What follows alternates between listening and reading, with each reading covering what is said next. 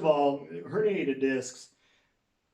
I've had a herniated disc. A lot of people I know and I've trained had herniated discs. They can come back to almost 100% with proper physical therapy, rehab, and core training. But once they're done with that, then a person can do full-on squats. They could do the deadlifts. They can do all of those things and not have a problem. However, they do need to build up to it. Understand that you're putting a lot of compressive force through that herniated disc, and so you want to have the core tight and strong before you do it. And in that case, a lot of it has to do with developing transverse abdominis. Too much for this video, but that's one of the things you want to do. And in the meantime, then what would work just as well would be heavy leg presses, walking lunges, wall squats. All those work very, very well to accomplish the same goal without putting that kind of stress on the herniated disc or the lower back. Okay. Okay. What about like adding resistance? Would you suggest like bands with doing those kind of workouts? It depends. Or specific workouts? Well, it depends. Are you talking about adding bands to the weights when you're doing the set?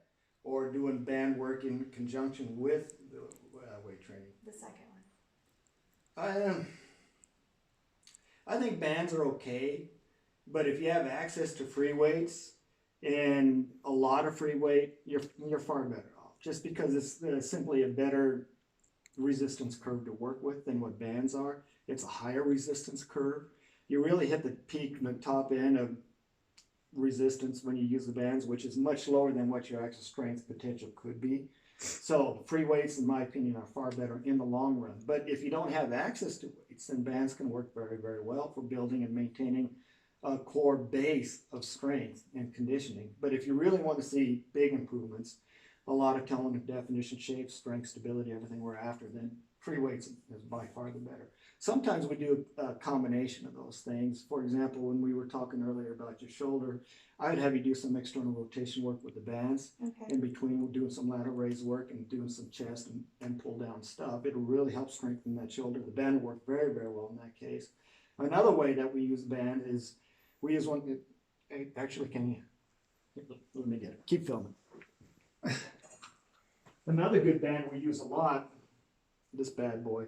We use it a lot, putting it around somebody's ankle and have them do what we call penguins. It's a good way to work that gluteus medius, gluteus maximus, and we use that as part of the pre-exhaustion cycle a lot of times. So I'd have somebody do leg press, for example, then do this, which really forces it to a deeper level of fatigue, then maybe a set of lunges or another set of leg presses. So it really works the glutes very, very well, and this is a good complementary tool in that case. So to answer your question, yeah, bands are good to use. It's good to use them in conjunction with the weights. They're good to use if you don't have access to the weights. But the best routine would be using weights with making this being a complementary piece to it. Okay. Yeah, that's great advice. Thank you. Good. You're